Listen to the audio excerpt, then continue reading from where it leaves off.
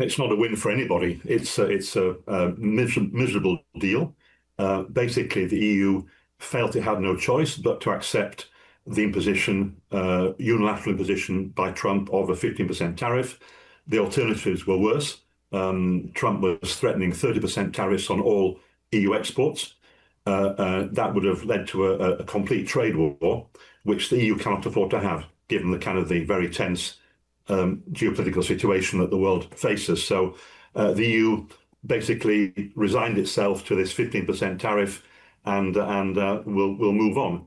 As you were saying a moment ago, there's a lot of details are not very clear yet. It's not clear at all how the EU will be able to buy more energy from the USA, whether and how it will invest more in US manufacturing. These are things that the markets control, not governments. So I think it's not the end of the story. We'll have to see how this deal is implemented over the next weeks and months. As some of those blanks get filled in, John, I wonder where would you be watching in terms of the biggest potential risks, both to the European economy, but also to the perhaps stability or fragility of this deal as we fill in some of the things that we don't know yet? I think there are a couple of areas where we need to watch carefully. One is whether the EU will give any concessions to the US on regulation of the big data platforms. I'm quite sure that the US has got something there.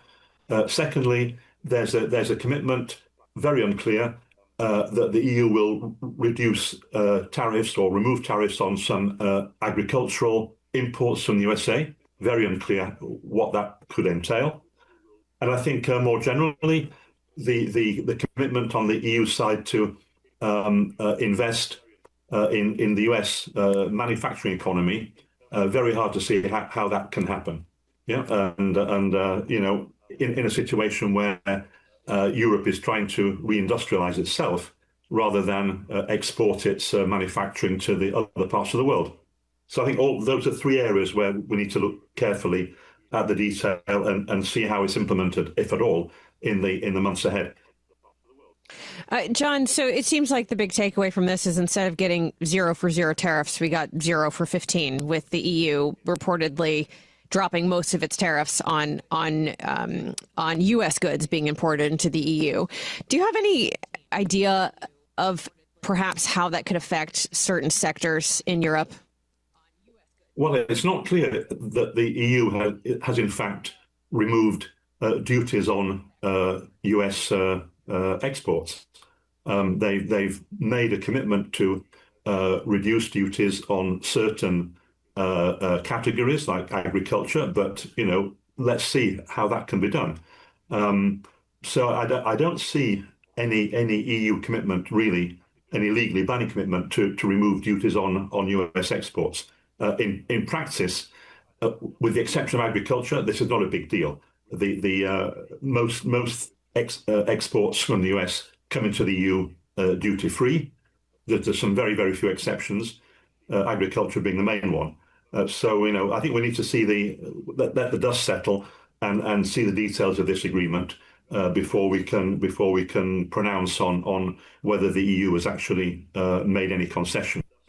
If it has, I hope that those concessions will be MFN, i.e. WTO consistent removal of duties and not preferential access for the USA alone. That would be, totally against international law, and the EU should not go there. Indeed, and look, this will be something that we'll be expecting to hear questions to the EU's trade chief, Maroš Šefčovič, when he speaks to the media in just a couple of hours' time at midday here in Brussels, 11 a.m. in the UK. John, on the strategy that the EU adopted on this as well, when we spoke to you recently on how the EU had been playing out in these talks, the question of should they have gone in harder at the start, could that have produced better results, or is there just simply not a better result than what has been achieved to have been won in this current context with the Trump administration?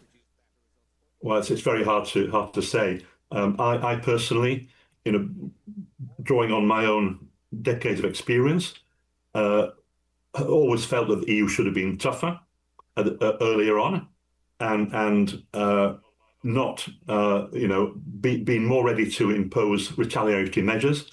The Chinese called Trump's bluff unsuccessfully. I think the EU should have done the same thing. It didn't.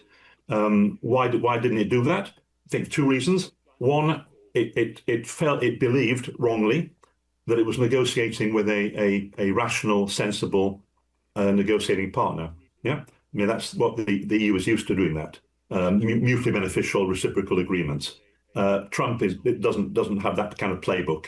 So I think the EU misread badly Trump's negotiating approach. And secondly, and this is where it becomes difficult to judge whether any alternative would have been workable. The EU could not and cannot afford a complete breakdown in relations with the USA, because it needs the USA to stick in there on Ukraine. And if there was a complete trade war with the USA, that's not only very bad for business in both directions. It could trigger a global recession, but it will also be the end of the USA's already lackluster support for Ukraine.